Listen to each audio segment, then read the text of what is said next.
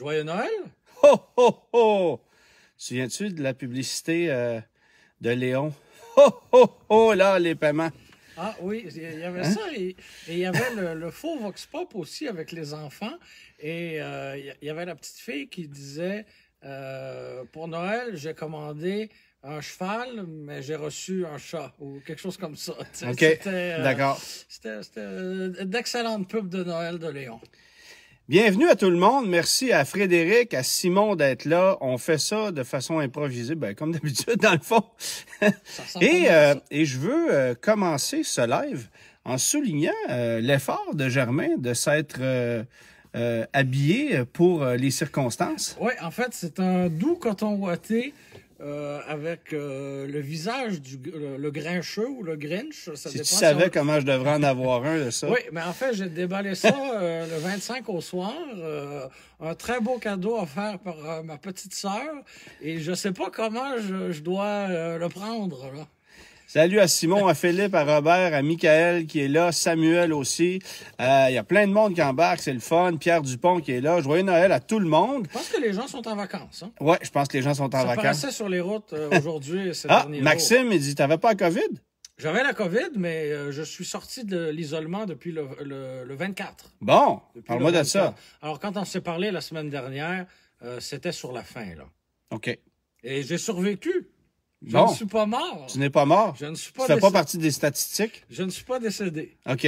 On s'en réjouit. Mylène est très heureuse de constater ton effort. Ah, ben, c'est bien, c'est bien. Puis, bon, je vous rappelle, pour ceux qui n'étaient pas là la semaine passée, que j'ai quand même pris soin de sortir un jeu de lumière de ma boîte, puis mettre ça là de façon assez improvisée. Puis Germain, ben, voulait se le passer dans le cou. Fait que ça donne ce que ça donne. La petite lumière ne clignote pas, Clark. Non, exactement. Et merci à Sébastien pour les étoiles, c'est bien apprécié. Bonsoir à Luc. Alors, vas-y donc, mon cher Germain, de ta question du jour. On reste dans la thématique... Et joyeux Noël à Mylène, qui nous dit joyeux Noël. Joyeux Noël à Avi aussi. Bonsoir à Robert Deshaies. Il y a du monde ce soir, c'est parfait. Ah, c'est bien, c'est bien. Bon. Alors, la question, on reste dans le thème de Noël et des fêtes. Donc, quelle est la voiture de la maman dans Maman, je m'occupe des méchants? C'est quoi ce film-là? Ben, le petit gars qui met des pièges là, au cambrioleur, là. Ben ça, c'est Maman, j'ai raté l'avion? Non, il y a Maman, j'ai raté l'avion, Maman, j'ai raté l'avion 2, et il y a Maman, je m'occupe des méchants. Ah, tu vois, ça me manque à ma culture. C'est pas le même petit gars, là. OK. Mais c'est toujours scénario, là, des fêtes. C'est plus ou moins vraisemblable. Mais voilà, c'est une question assez facile. Bon. Bonsoir à Dany et à Ambroise qui est avec nous, Joanne et Mylène qui nous dit que la décoration est presque magnifique. Presque magnifique. N'est-ce pas? Bon, ben on se reprendra l'année prochaine. Bon. Fait que toi, tu es sorti de la COVID le 24 oui. Et il y a Mathieu Saint-Pierre qui nous donne une réponse. Est-ce que c'est notre ami Mathieu Saint-Pierre? C'est ça qui est difficile. On a un collègue journaliste qui s'appelle Mathieu Saint-Pierre, mais c'est tellement un nom commun qu'on ne sait jamais si c'est lui. Mais petite astuce, je crois que sur les réseaux sociaux, il l'écrit Matt Saint-Pierre. Ah, ça se peut-tu? Merci. Ça se peut. Ça se peut. Salut à Matt Saint-Pierre, s'il n'est pas là. Marco Boulay qui est avec nous. Sylvain Boisvert qui est très heureux de notre hashtag. OK, c'est correct. On va vous faire plaisir. Tu l'as montré la semaine passée, là, on l'a vu. Il est là, là. Il est là. Profite-en pendant que tu l'as encore. Oui. Puis, qu'est-ce que je te disais avant d'aller en onde? Que ça allait te manquer. Oui, il va me manquer. Ben, on s'attache à ces bébites-là.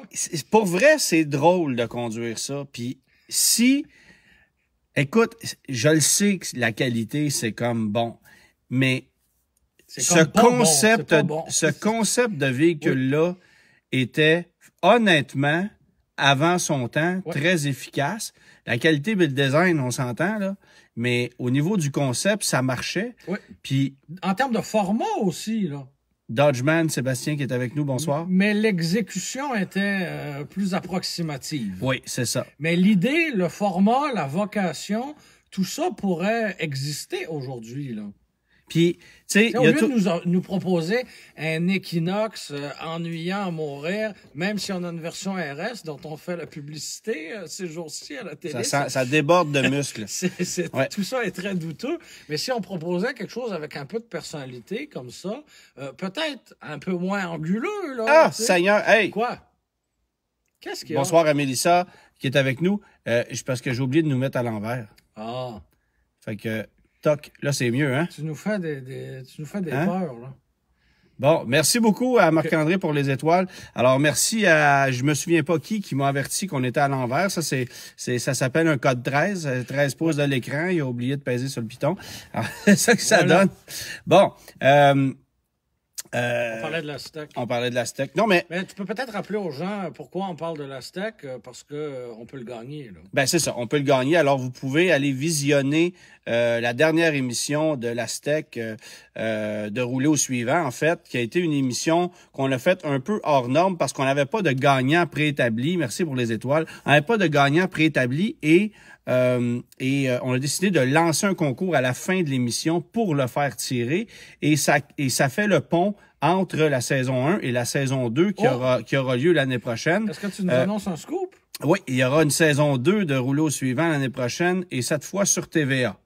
Pas juste sur TVA Sport, on l'aura sur TVA, j'en suis bien content. Félicitations. Merci beaucoup. Mais en attendant, on a un Aztec à faire tirer. Alors, écoutez l'émission. Vous allez avoir les informations dans l'émission.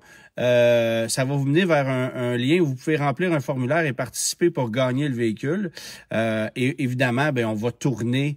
On va faire un montage de différents vidéos qu'on a reçus des gagnants potentiels pour faire tirer le véhicule quelque part en janvier, février. Alors, on va vous tenir au courant de ça, mais en attendant, il est au chaud dans le garage.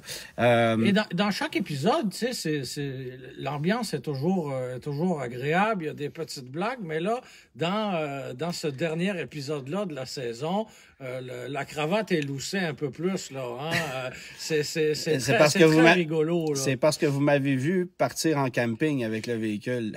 Oui, entre autres. Et même le duo Steve et Danny au garage, c'est très rigolo, tout ça. Merci à Eric qui me félicite pour... on a eu bien du fun à le faire, en tout cas. Merci à Eric qui me félicite pour TVA, c'est bien le fun. J'en suis bien content aussi. Puis il y aura d'autres nouvelles qu'on va vous annoncer sur des programmes télé dans les prochaines semaines parce qu'on travaille beaucoup là-dessus. Merci à Philippe pour les étoiles, bien apprécié. Fait que voilà, la steak qui est ici à côté de moi, tente incluse, cooler inclus, 4 roues motrices. Couleur jaune incluse. Couleur aussi. jaune incluse, tout le kit. Puis ça fait tourner les têtes. Des fois, pas toujours pour les bonnes raisons. Il y a des gens qui rient de moi, là, puis il y en a d'autres qui font « Ah, c'est cool! » Puis on est comme à la croisée des chemins entre c'est un véhicule cool ou c'est encore extrêmement loser de se promener dans une Pontiac jaune. C'est cool au deuxième degré. C'est ça. Il y a une forme d'ironie là-dedans. Oui. Exactement. Oui. C'est juste que, tu sais, il y a des véhicules qui sont, je sais pas, pense à une Pinto. Oui. OK? Tu prends une Pinto demain matin, tu vas te promener avec ça. Les gens vont rigoler, vont trouver ça cool des fois. C'est une voiture qui était boudée, dont on se moquait à l'époque. Aujourd'hui, il y a un cool factor de conduire ça ou d'être vu là-dedans, d'aller se promener là-dedans. Et il y a bien des gens aujourd'hui qui n'ont pas connu cette voiture-là, la Pinto, donc ne connaissent pas toute l'histoire. Sauf qu'une Pinto... Alors que la Steak, il y a beaucoup plus de gens aujourd'hui qui ont côtoyé cette voiture-là. Oui, mais une Pinto, ça va mal. C'est sûr. Alors que la Steak, pour vrai... non. C'est pas le comportement d'une Cayenne, là. Mais t'embarques là-dedans, c'est confortable, tu mets ça sur le drive. Je refuse d'y croire. Pour vrai, ça n'a pas de tenue de route. C'est pas ça la question. Mais tu souffres pas à conduire ça. C'est comme conduire une minivan Montana, c'est la même affaire. Ouais. Ça va... Je refuse de croire que ça va si bien que ça. Ça va pas bien. C'est juste que... Ça va pas mal non plus. Ah, laisse donc faire. Tu peux pas comprendre. C'est ça. Merci à Mathieu pour les étoiles. Bon, Marc-André qui est avec nous. Bon, OK, on va... C'est assez, là, la Steak. Il y a le sujet dans le haut de la liste... La Volkswagen Golf GTI de 8e génération, avec laquelle tu n'as pas eu un arbre de Noël, mais pas loin. Ah oui, oui, j'ai eu un arbre de Un Noël. arbre de Noël, Oh, oui, oui, OK. absolument. Bon, La toi, journée tu de sortais Noël, de la en plus. COVID Oui. le 24, Oui. OK? Moi, le 25, j'étais au volant de la GTI 2022, une des premières sur la route, là, parce que je parlais à un concessionnaire à Laval qu'on connaît bien. Merci pour les étoiles. Il y en a juste un à Laval, on peut dire que c'est Arbour. Ah bon, ben, on parlait aux gens d'Arbour qui en ont livré qu'une seule OK. au moment où on se parle. OK. Alors, tu sais, c'est une voiture très, très rare, encore à ce jour. Et 2500 km au compteur, je conduis la voiture, j'adore la conduite, comportement qui est impeccable, c'est le fun. Il y a les irritants de cette voiture-là, là, honnêtement, c'est tout ce qui s'appelle écran tactile. Oui, parce que c'est un peu ce qui caractérise C'est la changer, génération. Il n'y a plus d'aiguilles. Ah, là, non, mais juste l'écran sur oui. le côté, l'écran à gauche. Ouais. Et comme un sans-dessin, j'ai passé 5 minutes à chercher le dégivreur arrière. Puis c'est où? Parce qu'il n'y a pas de touche nulle part. Ouais. Ils l'ont mis l'autre côté. C'est quoi ça? Depuis quand ça va là? Bon, tu sais, puis là, tu te promènes dans les menus, les sous-menus, tu sais, c'est... Pour vrai, là, c'est inutilement complexe, puis je sais pas pourquoi ils ont fait ça, mais c'est le seul gros irritant de cette auto-là. Puis je t'avoue que l'hiver, je la roulerais peut-être pas sur les roues les plus grosses, là, c'est du 19 pouces, je pense qu'il y a là-dessus. C'est peut-être un peu ferme. Ça va être la même chose pour une Golf R, là. Mais tu sais, la conduite, la précision, l'équilibre de l'auto, le fun que t'as. Bon, c'était une GTI qui coûtait 41 000 et des poussières. Donc, parce qu'elle était, options, elle était toute équipée, là. Elle était toute équipée. Mais honnêtement, tu prends une GTI milieu de gamme avec un équipement un peu plus décent. Puis, quand même décent, c'est ce que je veux dire. Ça, je veux lire ça, ce commentaire-là. Je l'aimerais, ton Pontiac jaune. La seule chose, c'est que j'aime pas le moteur 3.4. J'aimerais mieux un 3.8. Tu peux le changer. Gagne-le et change-le. C'est ça. Puis des 3.8, ça coûte 200 $ chez Canadiopole. Oui. Et ils en ont plein. Oui. Mais, donc, tu sais, j'ai adoré l'auto. Et à un moment donné, on se replace. Là, on est le 25 décembre. Là, je veux juste te couper parce qu'il y a quelqu'un qui mentionne un truc intéressant. C'est Sylvain Brouillette qui dit Chrysler Airflow, ça annonce quoi? Oui. On en reparle après. OK? Fait que retiens ça, puis on va revenir après. Alors, donc, on se replace, on est le 25 décembre, c'est Noël, petite visite dans la famille. Et là, bing, bing, bing, le témoin de température du moteur allume. Et dans cette voiture-là, il n'y a pas de jauge à température. Autre irritant. Donc, quand c'est chaud, c'est on ou off. Alors, là, je sais pas trop ce qui se passe. Je me rends à destination 2-3 km plus loin au max. J'éteins ça. J'ouvre le capot. Il y a un peu de fumée pour réaliser que dans le réservoir de liquide de refroidissement, il n'y a plus rien. C'est vide. Bon. Ça va pas bien. C'est pas une bonne chose, là, parce que c'est pas une vieille Beetle refroidie non. à l'air. Et là, tu peux pas, il n'y a pas de bouchon pour le radiateur direct, c'est par la bolle ou par le récipient pour le liquide de refroidissement. Alors, je laisse la voiture refroidir un peu. On est le 25 décembre. Alors, tu trouves ça où, toi, du liquide de refroidissement spécifique à la GTI. Voilà.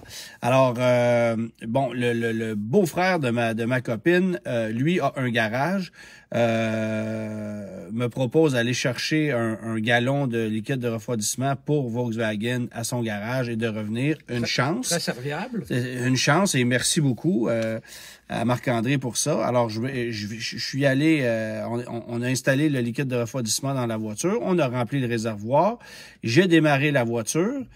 La voiture en a bu un petit peu, évidemment. Puis à un moment donné, ça s'est placé. Puis là, je regardais ça, tout est beau. Puis la voiture est stationnée sur la neige. Fait que, tu sais, je me pense en dessous. Il n'y a pas de fuite. Il semble pas avoir de problème. C'était pas... non. Mais il y avait eu...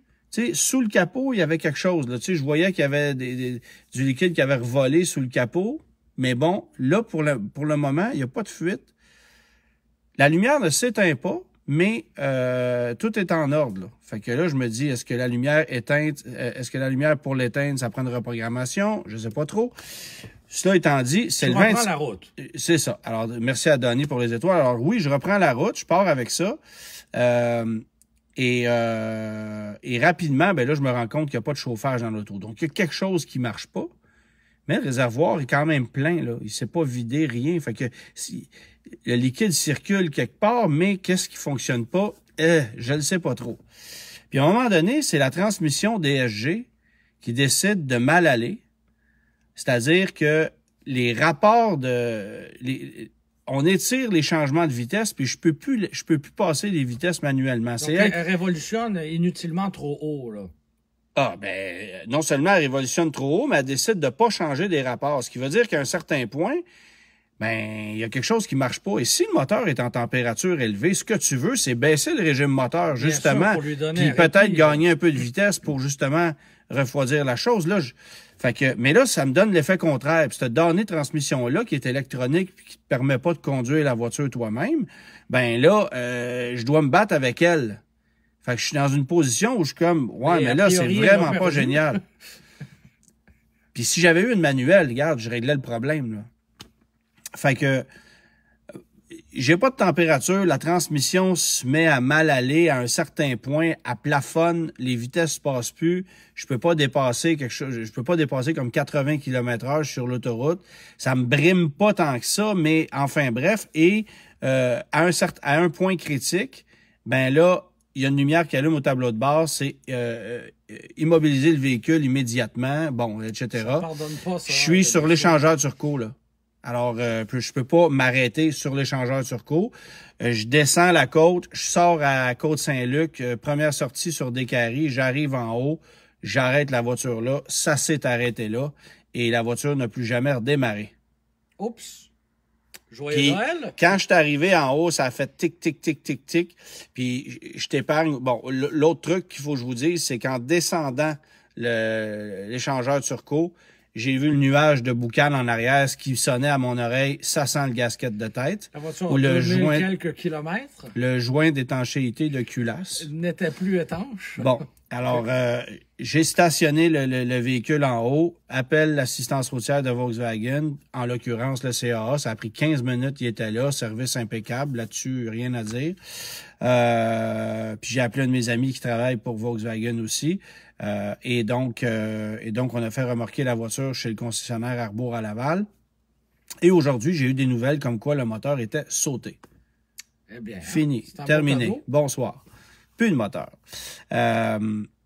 Et ce qu'on m'a dit, c'est qu'il y avait une fuite de liquide de refroidissement par un seal de refroidisseur d'huile. Okay. Le oil cooler. Là, je cherche mes mots en français. Mais bref, il y avait une fuite par là. Okay. Donc, le véhicule en mouvement se vidait. Et à un certain moment donné, quand il y a plus eu de Prestone, ben là, le moteur a monté en température, ça a fait chauffer l'huile. L'huile a même changé de couleur, puis à un moment donné, le moteur a lâché. Tac. Fait qu'il aurait fallu au moment. On peut jamais la redémarrer, mais, bon, mais on peut pas le deviner. Bon, fait que est-ce que je suis en partie responsable de ce qui est arrivé? Regarde, tu sais, il n'y a pas de jauge en température dans l'auto. Oui, tu le sais quand il est trop tard, finalement. Tu sais, puis la voiture, bon, oui, il y a une jauge d'allumée, mais là, j'ai pris soin de vérifier le liquide de refroidissement, puis l'erreur que j'ai peut-être faite, c'est de pas arrêter après 3-4 kilomètres pour voir s'il y en avait encore, je sais pas, mais il n'y a pas eu de nouveaux signes, il n'y a rien eu de... Tu sais, c'est ça que tu peux... Quand t'as pas de jauge à température, tu peux pas, justement, jauger. Non. C'est une lumière ou pas. Là, est-ce qu'on peut imaginer que c'est un problème... non, c'est un problème manufacturier. Puis, tu veux dire, en ce qui me concerne, c'est un problème. Tu ne perds pas confiance au véhicule à cause de ça. Je veux dire, c'est un moteur qui est connu depuis longtemps, qui a connu son lot de problèmes, là, le Westgate du turbo, bon. Je veux dire, il y avait une défectuosité du moteur à la base. La voiture a 2500 km, là. Puis je l'ai récupérée, elle avait 2100 km. Alors, j'ai pris la voiture, je l'ai amenée chez moi, je me suis rendu chez ma copine qui demeure sur la rive sud, puis on s'est en revenu ici, puis toc. Fait que moteur capote, moteur terminé. Ils vont remplacer le moteur sur la garantie. Puis là, évidemment, c'est dans le temps des fêtes. Fait que là, j'ai tenté de contacter les gens de chez Volkswagen avec qui on fait affaire normalement. J'ai pas de nouvelles jusqu'à maintenant à suivre. Mais pour moi, c'est un cas isolé. C'est une bad luck sur cette voiture-là, puis ça s'arrête là, parce que je veux dire, c'est un... Tout ça est assez fâcheux, considérant, bon, que c'était la journée de Noël en plus, que c'est une des premières unités qui débarque au pays en plus, que c'est une voiture qui est très attendue, avec la Golf R en plus. Donc, c'est un peu... Ça laisse une première impression un peu amère. Ben, tu sais, ce que j'ai trouvé comique, c'est que il y a 2-3 semaines à peine, on la nommait voiture de l'année du guide de l'auto. Et là, je prends la voiture, pouf, le moteur. Tu sais, je veux dire, c'est une drôle d'ironie. Je veux dire, Volkswagen... Il faut en prendre et en laisser dans cette histoire-là. Ça aurait pu se produire avec un autre véhicule, là. Oui, absolument. Absolument. Tu sais, moi, je veux dire, c'est un vice c'est un vice de fabrication sur cette unité-là seulement, là. Je veux dire, si c'est des trucs qui arrivent à répétition, on peut se poser des questions. Assemblé en Allemagne, là, c'est-tu? Oui, absolument. Ah oui, puis là, tu sais, combien de gens ont commenté, combien de gens ont commenté sur ma page Facebook Das Mexico, tout ça. C'est très facile de se moquer d'une Vaux, là. C'est très facile. C'est très facile, mais tu sais, je veux dire, puis moi, dans ma publication, il y en a qui n'étaient pas d'accord avec le fait que je publie ça. Écoute, moi, je publie ce qui m'arrive avec les voitures, c'est mon métier. Peu importe ce qui va arriver.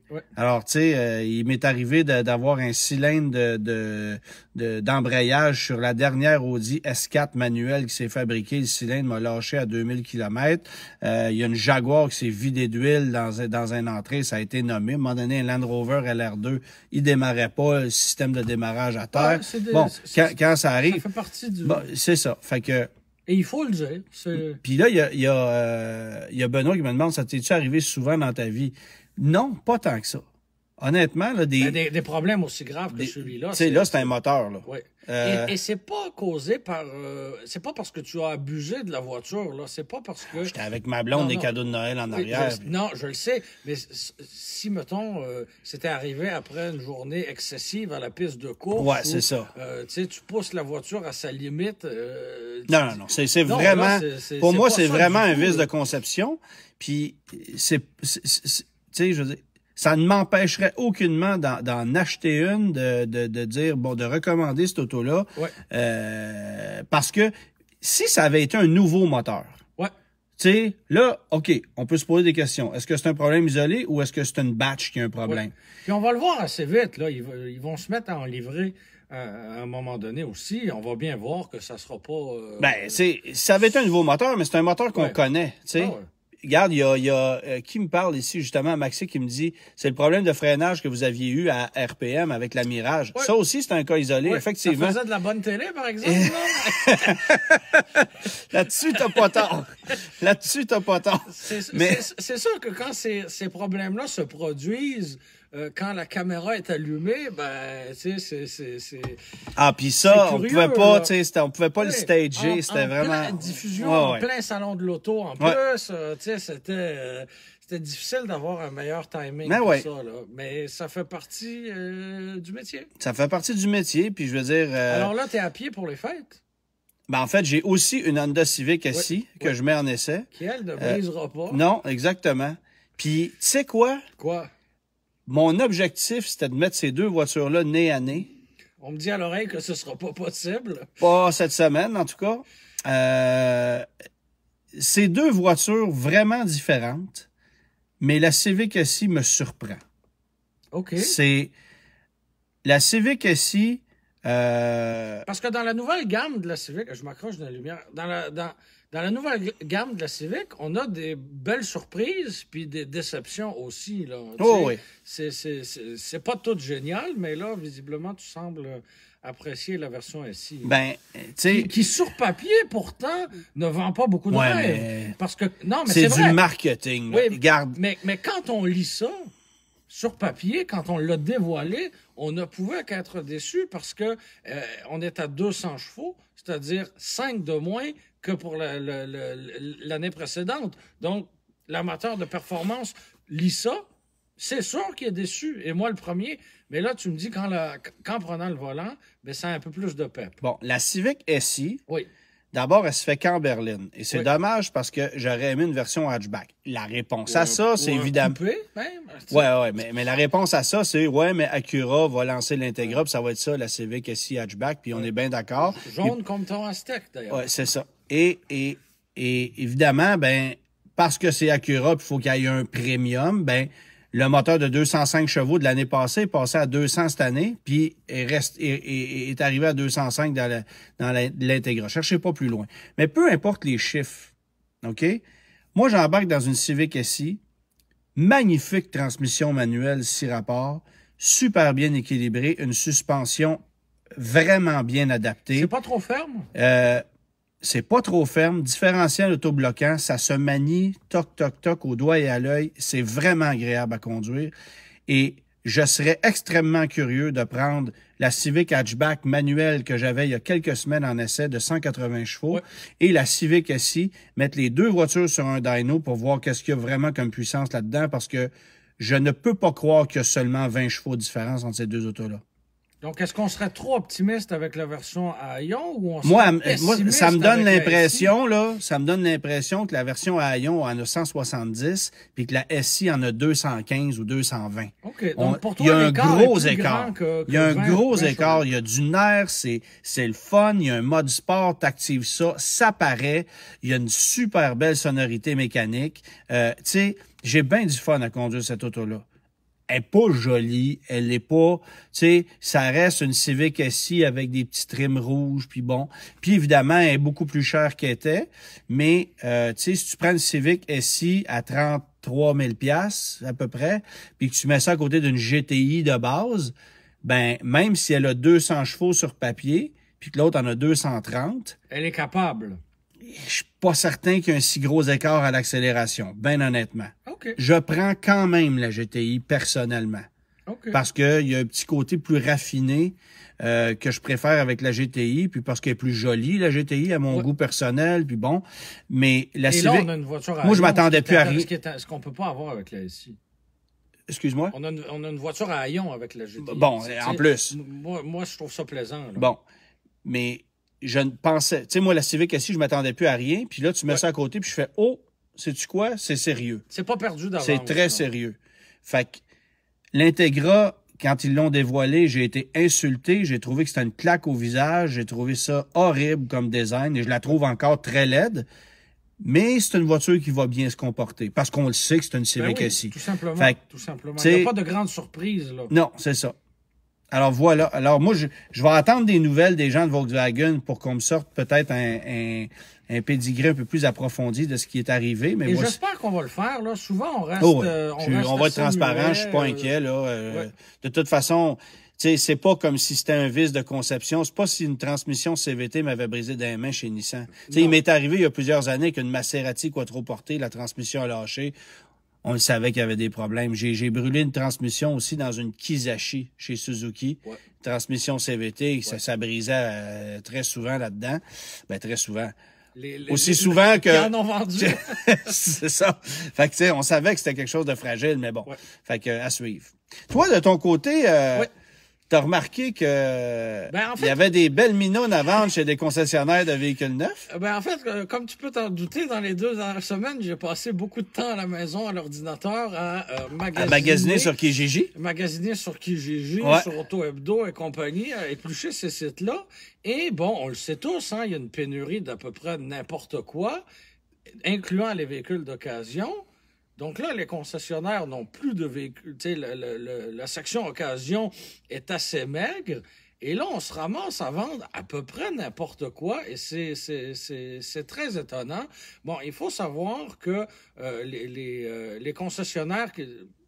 Les concessionnaires qui ont une bannière, là, pas des grands commerçants de véhicules d'occasion. Non, vraiment, un concessionnaire... Un Nissan, un Honda, un Volkswagen. Volkswagen. Souvent vont se permettre de revendre sur leur propre terrain un retour de location, par exemple. Qui vont choisir de façon très sélecte. C'est ça, ou un véhicule qui va être encore garanti, par exemple. Ouais. Des véhicules assez récents parce que... Oui, quoi? Il y a Francis qui dit chez Honda à Blainville, la cour est pleine. Oui. je demeure à Blainville. Oui, je le sais. Puis quand je passe devant, ça me fascine de voir la quantité de Civic qu'il y a là. Mais il n'y a que des Civic. Il n'y a pas de CRV, il n'y a pas d'HRV. Devant un concessionnaire Dodge, Chrysler, Jeep et Fiat, et c'était rempli de Wrangler. Oui, puis c'est ce qu'ils ont à vendre. Ils en ont énormément. Mais tant mieux, c'est un véhicule populaire. Mais ils n'ont plus de Cherokee. Non. Ils ont un peu de Grand Cherokee.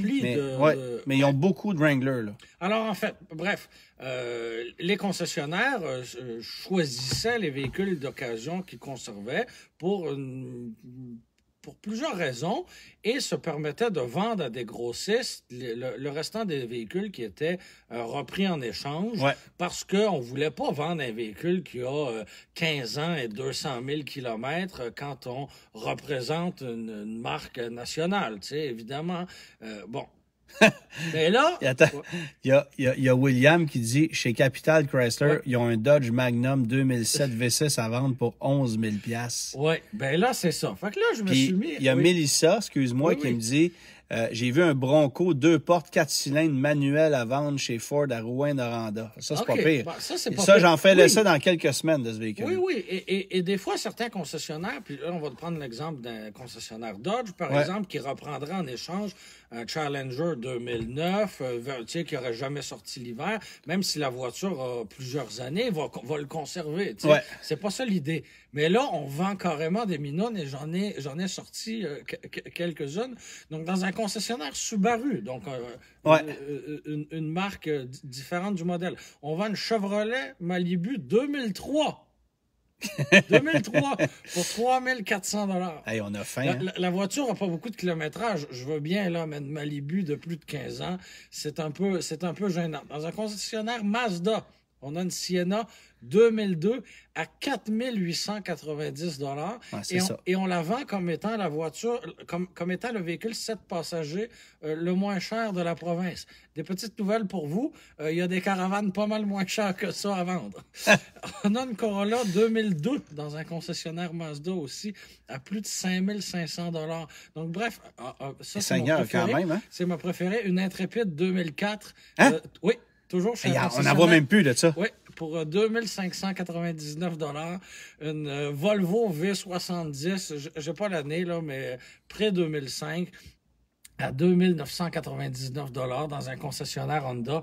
Bref, des voitures qu'on n'aurait jamais retrouvées. Autrement dit, ce qu'on appelle des wholesalers, là, des revendeurs, des grossistes. Oui. Eux autres, là, ils doivent trouver le temps long. Là, doivent trouver le temps long parce que eux, leur approvisionnement doit être très difficile si les concessionnaires conservent tous les véhicules pour eux. C'est un peu compliqué. Mais en même temps, ça place les concessionnaires dans des drôles de positions parce que quand tu représentes la marque Mazda, par exemple, et que tu vends un Chrysler Intrépide de 200 000 km, puis le véhicule a 15 ans ou 20 ans, c'est un peu glissant. Mais tu sais... Oui, je le sais qu'il ne faut pas s'attendre. Le véhicule, ça fait longtemps qu'il n'est plus garanti. Ça, je le comprends tout à fait. Mais ça reste... Tu sais, t'es pas... Et là, je dis ça en tout respect, là. T'es pas un commerçant de véhicules d'occasion avec un enseigne au néon sur des Laurentides, là. Tu sais, c'est pas... Il y a Martin qui te demande si t'aurais pas vu une belle Beretta, par exemple. Ben, je peux fouiller, vous en trouvez une, ça va me faire plaisir. Là, tu surpris, ça se... Ben, pour vrai, l'Intrépide, j'ai dit, OK, ça va trop loin, là. Ça va trop loin. Il y a Mélissa qui dit fourré au suivant. Ça pourrait être une émission de rencontre, là, une télé-réalité de rencontre. Ouais, c'est ça. Okay. Je sais pas si ça va passer à TVA, elle. Ouais, des fois. Bon, il y a Nicolas qui a 2 belles Fiero à vendre. Okay. À suivre. Mais bref, j'ai été vraiment très, très étonné de voir ces véhicules-là avec de la rouille, avec des POC, tu sais, pas des véhicules qui ont été nécessairement bien conservés. Ouais, c'est ça. Mais on les conserve sur le terrain, on les affiche, on essaie de faire quelques dollars parce que, bon, dans les prix que je t'ai donnés, en plus, c'est pas des minounes à 1500 $, là. Tu sais, on a probablement, si on a été généreux, on a donné 500 en échange pour ces véhicules-là. Ouais. Puis, mais les concessionnaires ont faim. Les concessionnaires ont faim. Ah, puis il y a Sylvain qui dit oubliez-moi pas avec l'Airflow, c'est correct. Oui. Les concessionnaires ont faim, vendent ce qu'ils peuvent vendre parce qu'ils n'ont rien. Oui. Je me suis retrouvé sur un concessionnaire Nissan hier, par hasard. Je devais juste aller porter un petit truc dans un concessionnaire Nissan. J'arrive là-bas.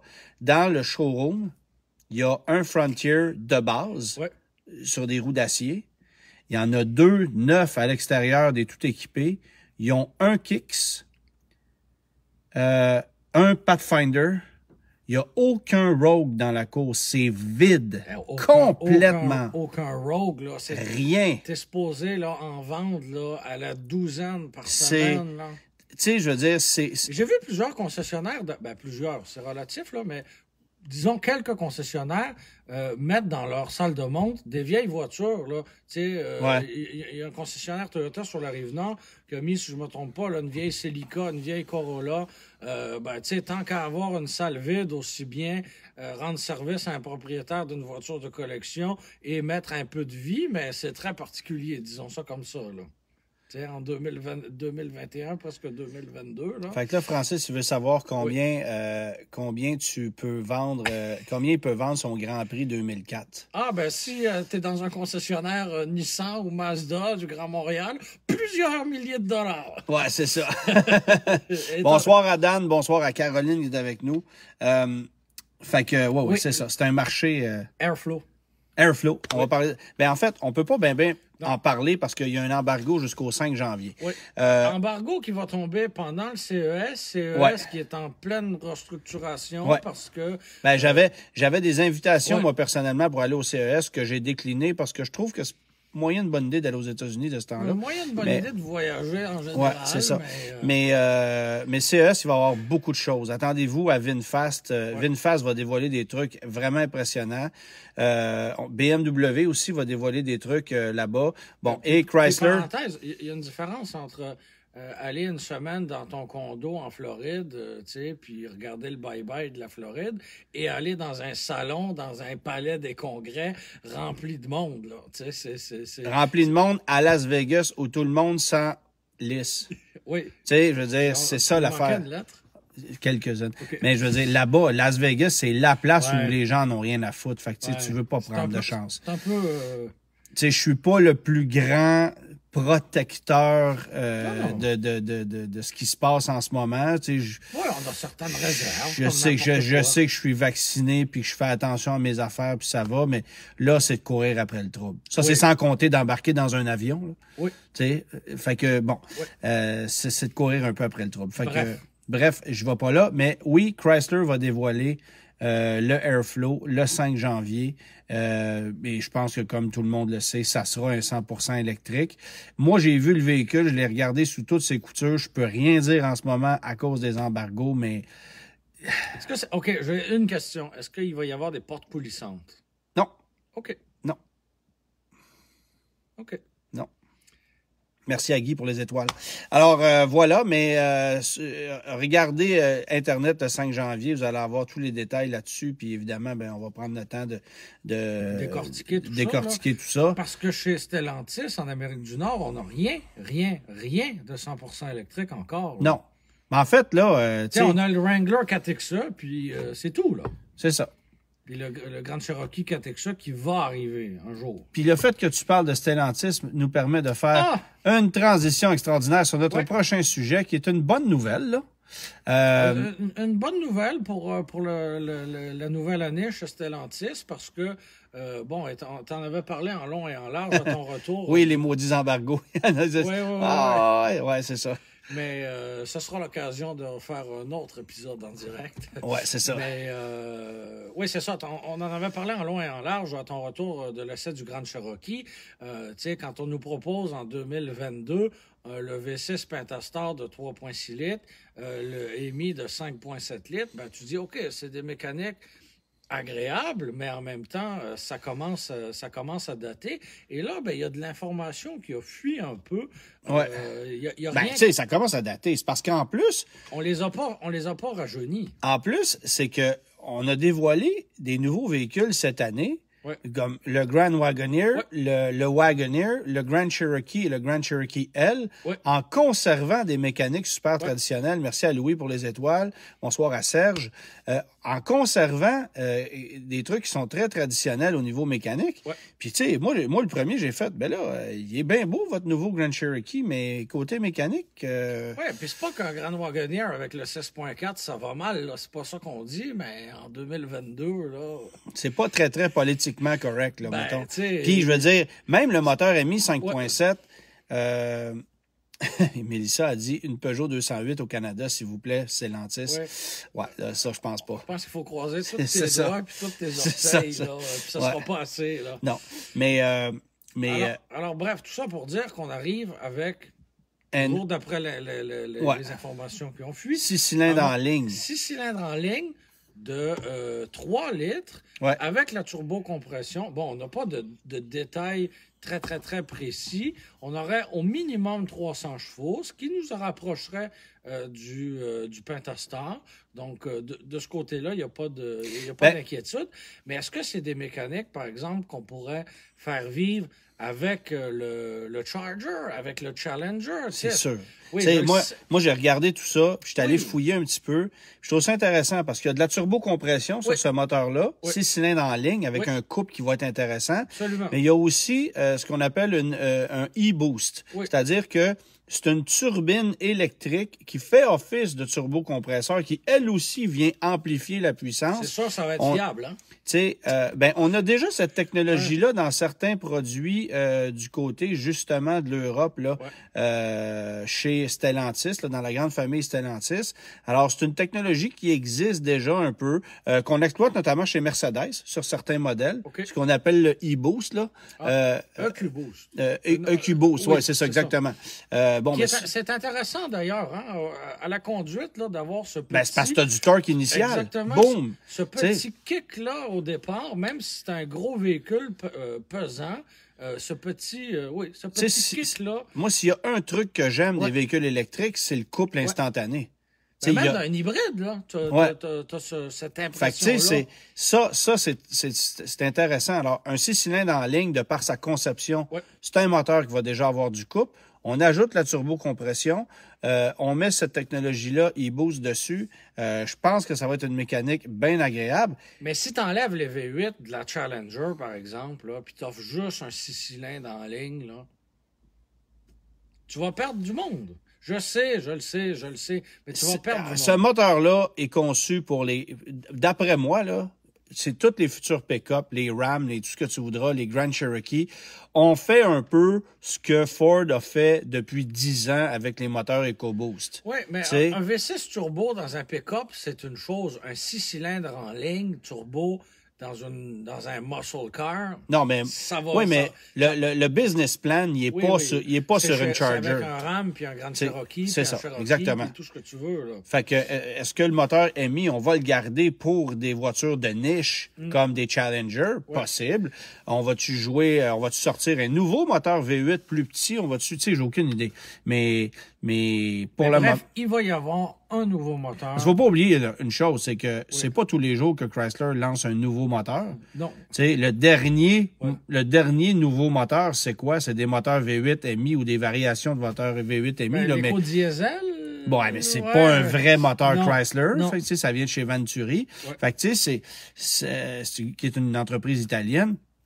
Alors, moi, je pense que ce moteur-là, on va l'exploiter, on va le surexploiter, puis on va le mettre dans tout ce qu'on peut, en exploitant peut-être différentes variations, parce que tu peux jouer avec ou sans turbocompression. Tu peux, tu sais, je veux dire, le moteur existant, tu peux aller jouer dans la puissance, dans le couple qui est livré, mais j'ai hâte de voir ce que ça va donner. Puis j'ai hâte de voir quand ça va arriver. Moi, j'ai l'impression que dès 2023, sous le capot du Ram, on va voir ça, de la façon de ce que j'ai pu lire dans Automotive News. Puis bon, alors voilà, merci à Ambroise pour les étoiles et à Patrice. Alors voilà. C'est des nouvelles pour le moment assez réjouissantes. Oui, exactement. On s'emballera pas trop vite parce que on n'a rien conduit de tout ça. Là. Non. Mais on salue l'effort. Hein? On salue l'effort. Oui. Petit mot sur la Mustang Mach-E que j'ai conduit aussi un peu dans les derniers jours. Dans la version GT. Ouais, mais GT édition performance, parce qu'il y a une nuance. Là, aux États-Unis, ils ont une version GT qui n'est pas édition performance, avec un peu moins de coupe, un 0-100 un peu moins rapide. Merci à Mathis pour les étoiles. Ça a un tour de tournevis de moins. Bon, t'as tout compris. Puis 6 000 $ US plus tard. Ah, voilà. Alors, merci à Claude pour les étoiles. Tu sais, tout ça, ça en fait un véhicule qui a 480 chevaux, 634 livres de coupe, une machine qui est plus sportive, qui est plus dynamique à conduire, Mais on perd sur l'autonomie. Bon, l'autonomie... Premièrement, c'est le confort qui n'a pas d'allure, là. Ça brasse son homme. Écoute, ça cogne dur. C'est raide, là. C'est très raide. Puis, tu vois, on perd sur l'autonomie. Moi, tu vois, j'ai fait à peu près 250 km. OK. Moins 5, moins 10 degrés, chargé à l'intérieur, je m'allais dire rouler à l'extérieur, oui. Mais je veux dire, tu sais, puis je regardais la consommation moyenne sur 6000 km de ce véhicule-là, puis ça se tenait à 28,5 28,5 kWh par 100 km. Donc, ça consomme beaucoup. Et pour une version, là, c'est premium 4 roues motrices, là, la version la plus... Ouais, ben, ça va être à 21, 22, tu sais, bon. Il y a quand même un jeu... il y a quand même un jeu considérable. Puis, c'est ça, 205... Mais c'est surtout, moi, je lisais un article de mon collègue Marc Lachapelle, lui a fait 311 km alors qu'il faisait 10, 12, 15 degrés dehors. Ça, c'est décevant. Tu sais, ça marche pas. Ouais. Puis, ajoute à ça, merci à Luc André, mon cousin Luc André qui est avec nous, que je salue, merci pour les étoiles. C'est intéressant quand tu mets ta main devant l'écran, ça fait une très grosse main dans l'écran. Oui, ben parce que c'est ça, tu sais, c'est ouais. fait que visuellement, c'est réussi. Ouais, t'aimes ça? Ouais. Mais ce que j'ai pas aimé, c'est que ce véhicule-là, OK, accélère un peu plus fort, mais même pas au niveau d'un modèle Y, là. Tu sais, c'est des performances en ligne droite qui sont, tu sais, à 120, il n'y a plus rien. Il a tout perdu. Donc, au décollage, le décollage. D'ailleurs, les chiffres de Marc Lachapelle, qui est notre maître des chiffres, parlent beaucoup. Lui a calculé les 0-100 km/h en 4,46 secondes. Assez rapide. Mais le quart de mille, c'est plus de 13 secondes. Donc, ça marche plus. Non. Tu sais, le quart de mille est en 13,3 secondes à 150 km/h. Ah oui, hein? Tu sais, fait qu'il était soufflé complètement. Pour se rendre à la limite permise, on est correct. C'est ça. Mais après dans la ça, limite légale, rien. Tu peux avoir du fun, mais passer ça, il est essoufflé. Fait qu'il est programmé pour ça. Okay. Alors que même un Tesla... C'est pas un vrai véhicule sportif. Ben oui, au niveau de la conduite, parce qu'on a travaillé les freins, la suspension, on a baissé le véhicule, tu sais. Là-dessus, tu as une dynamique. Mais une sportive de ce prix-là, en haut de 100 km/h, tu devrais avoir plus de jus, là. Ben c'est parce que là, tu m'amènes au prix. Oui. 90 000 plus taxes, pas de crédit gouvernemental pour un 2021 qu'on finance à 4 de taux d'intérêt en décembre 2021. Ouais.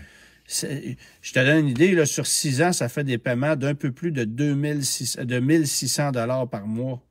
C'est considérable. Taxes incluses, là. L'écart de prix entre, mettons, une version premium 4 roues motrices à autonomie prolongée, là, que tu vas payer 60-62. Qui est la version intéressante là, pour monsieur, madame, tout le monde. Oui, mais qui est plus éligible au crédit. Non, mais... Bon. Mais mettons cette version-là. Tu as mis 2-3 options, là, il est 65 000. Puis celui-là qui est 90 000.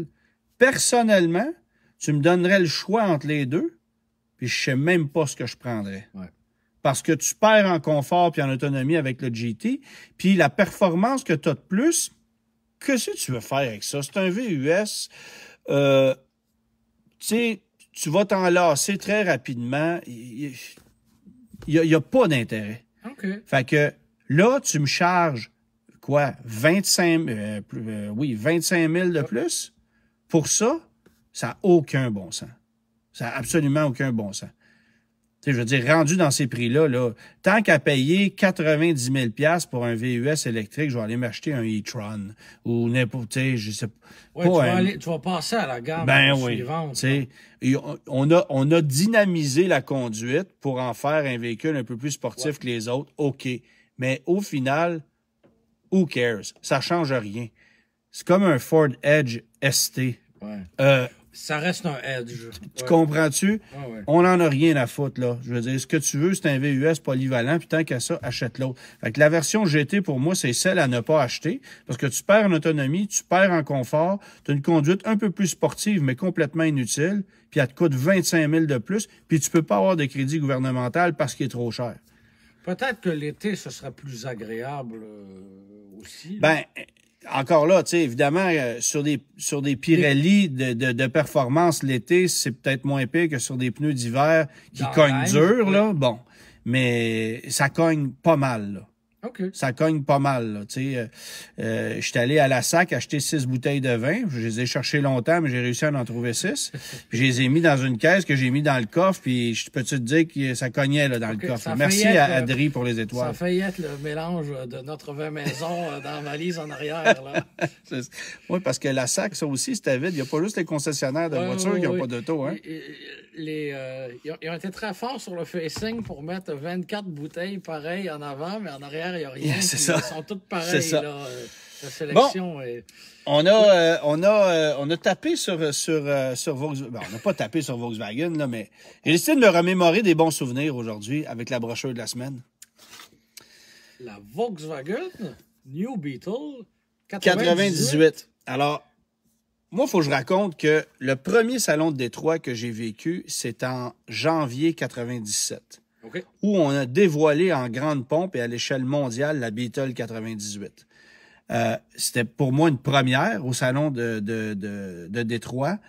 Alors que tu étais étudiant, là. Et j'y suis allé dans les journées publiques. Okay. Donc, c'était pas des journées réservées à la presse, là. Okay.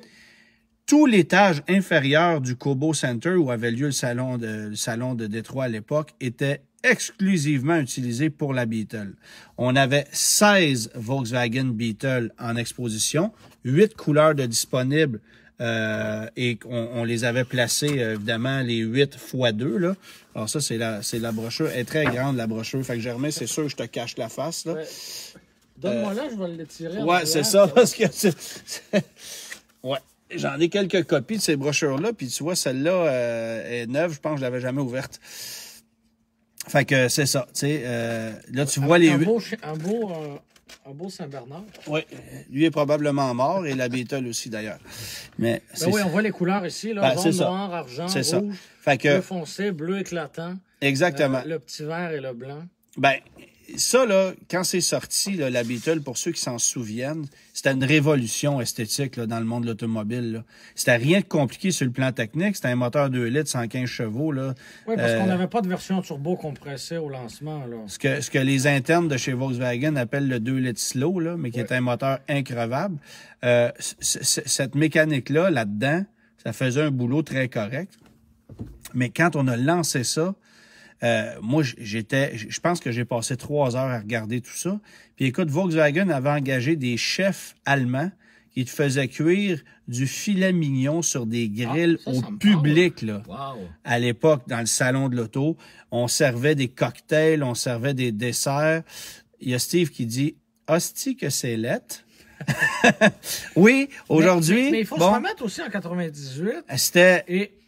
Et c'était le début de cette vague rétro. Ouais. Là, ouais. Et là, après ça... PT Cruiser, puis... La Thunderbird, tout ça, tu sais. Mais en 98, on était au début, là. Il n'y avait pas de Mustang rétro encore, là. Il n'y avait rien de tout ça, là. Évidemment, on présente le vase, hein, le vase à fleurs. Ouais. C'était audacieux, là, de proposer ça.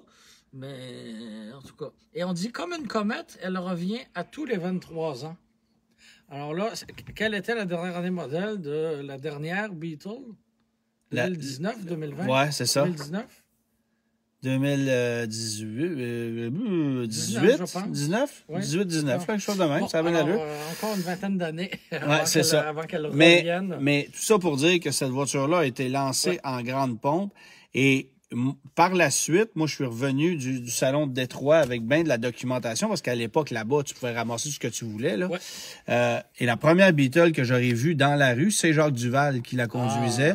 Cette année-là, j'avais fait les fiches techniques dans le guide de l'auto pour Jacques Duval. J'étais allé porter les fiches chez lui et lui avait en essai... On avait du papier? Ouais. Okay. Et lui avait une Beetle noire en essai que j'avais pu apercevoir. Écoute, les proportions. Tu sais, faut se remettre à l'époque, là.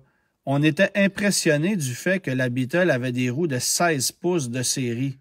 Et aujourd'hui, une Civic a ça, puis je veux dire, s'il n'y a rien ben plus... oui, ben oui. Mais à l'époque, des roues de 16 pouces, pour une voiture compacte, ça... Et même si dans les premières années, on en a vendu un volume intéressant, là, c'est pas nécessairement des voitures qui ont bien vieilli. Non, les vraiment premières pas. New Vraiment Beetle, pas. elles sont vite devenues des guenilles, des minounes, appelle-les comme tu veux. Ouais. Donc, d'en trouver une 20 quelques années plus tard qui a survécu, qui n'a pas été ravagée par la rouille, et que son propriétaire a voulu accepter ses défauts électroniques. Moi, j'en ai acheté nécessairement courant, là. Moi, j'en ai acheté une pour ma fille, qui est une voiture qui a dormi dans la ouate, là, littéralement. Qui a eu la vie facile. Qui a eu la vie facile, mais malgré ça, il y a des pépins de conception. Puis... Et c'est une version cabriolet, toi, en plus. Ouais, c'est ça. Ça ajoute un niveau de plus, là. Mais tu sais, il y a des trucs sur cette voiture-là, il y a des vices de conception, tu fais, mais fallait que ce soit sans dessin, pas un peu, là, pour inventer quelque chose de même. C'était comme ça. Les ingénieurs allemands ont cette réputation-là. Pourquoi faire simple quand on peut faire compliqué? Sur la Beetle, il y avait plein de bonnes idées comme ça. En tout cas. Mais quand c'est arrivé sur le marché, moi, je m'en souviens encore, j'étais super énervé de voir ça. Oui. Puis, Éric Gagnon fait mention d'ailleurs de la version 1.8T. J'étais sur le point d'en parler. La version 1.8T, donc la turbo qu'on avait lancée à 150 chevaux, on avait retravaillé les suspensions. Aux États-Unis, on avait aussi une version à 225 chevaux qu'on n'a jamais vendue ici, qui était une version RS, voie élargie, avec 4 phares ronds en avant plutôt que 2. Ça, c'était des vraies voitures de piste, là. C'était super impressionnant. Puis une Beetle, peu importe ce qu'on en dit, dans un virage, ça tenait le chemin. C'était vraiment une voiture qui était surprenante. Les roues sont vraiment aux 4 coins. Tu sais, c'était une auto qui avait une tenue de route surprenante. Quand tu prenais la version turbo avec un peu de nerf, puis tu jouais un petit peu avec ça pour aller chercher un 25 ou 30 chevaux de plus, parce que 150 chevaux, le moteur était presque étouffé, ça n'avait pas de bon sens. D'ailleurs, après quelques années, on sont passés de 150 à 180 comme ça, là. Alors, tu sais, ils ont joué avec, puis voilà. Mais... il y a Joël qui mentionne la R32. Tu sais, il y a eu des Beetle. Beetle Cup aussi. Bon, notre collègue Gabriel a fait la Beetle Cup, a couru là-dedans. Ça, je me rappelle pas de ça. Reculé à peu près. Au Grand Prix du Canada. Hein, reculé, je vous dirais, en 2001 ou 2002, dans le guide de l'auto, Jacques Duval avait écrit une chronique assassine pour expliquer comment Gabriel Gélina lui avait coupé le chemin et Jacques Duval avait perdu le contrôle de la voiture. Parce qu'ils étaient tous les deux dans la même... Ils couraient dans cette coupe-là. Il y a eu une chicane entre les deux. Là. Gabriel, qui à ce moment-là écrivait dans l'annuel. Ben, c'est ça. En 2002, oui, t'as raison, la première année. Au début de l'annuel, il était là. Tu sais, alors voilà. T'as bien raison. Fait que il y a eu une petite chicane. C'est intéressant de lire les deux textes de la New Beetle dans le guide 2002 et dans l'annuel. C'est ça.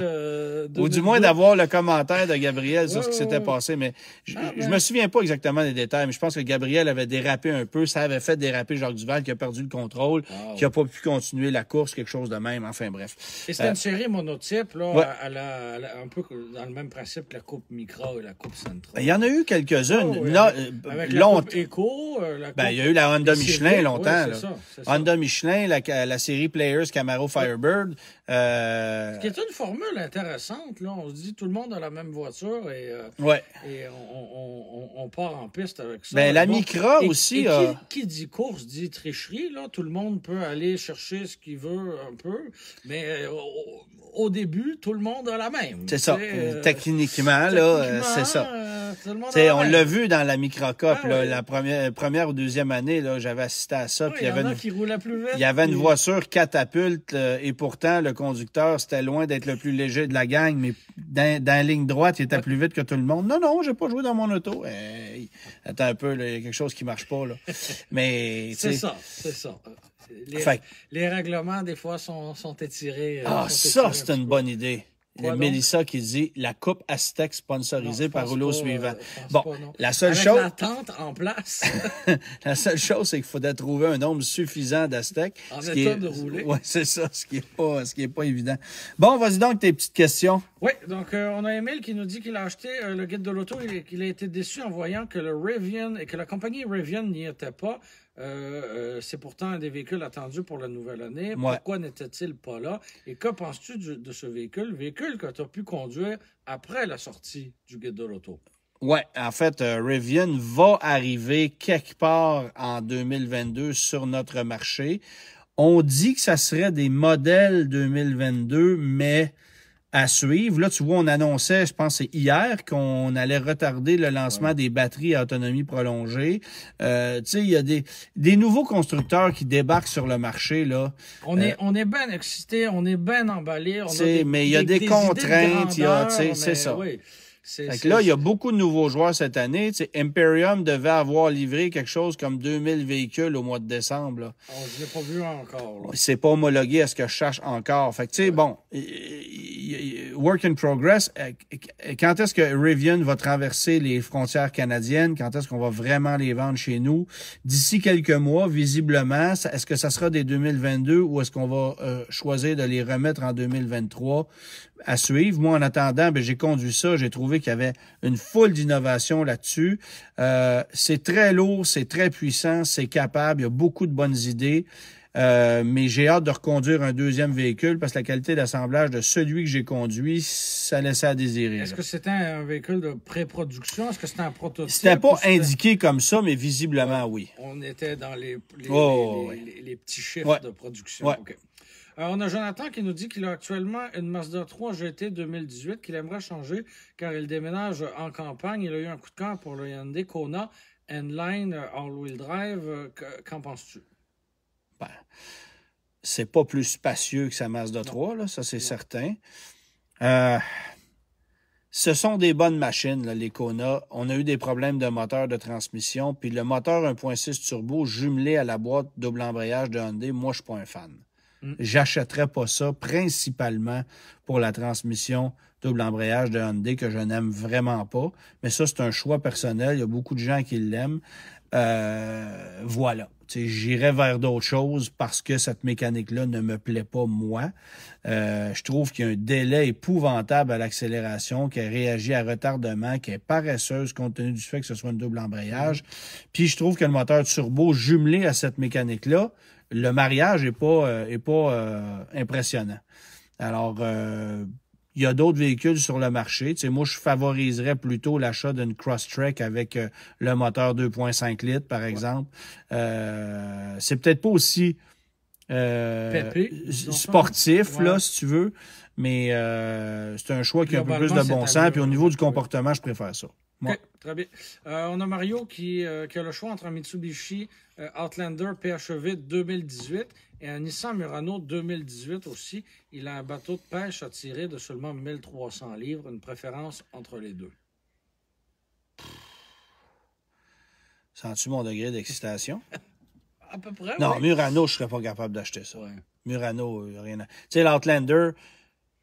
La technologie a vieilli, mais il y a encore l'avantage d'un véhicule hybride rechargeable. Il y a encore, puis on sait que ça va être fiable aussi. C'est ça. C'est des mécaniques, c'est des véhicules très solides, très fiables. Un Murano, t'es presque collé avec ça. C'est pas... Moi, personnellement, j'achèterais pas ça. Bon. Je pense que fait que c'est clair. PHEV. OK. PHEV. Réponse à la question quiz. Ouais. C'était une Ford Taurus familiale. Je ne l'aurais pas su puisque je n'ai pas vu le film. Je t'invite à écouter cet excellent navet de Noël. Puis en attendant, merci à tout le monde d'avoir été là. Vous avez été nombreux aujourd'hui.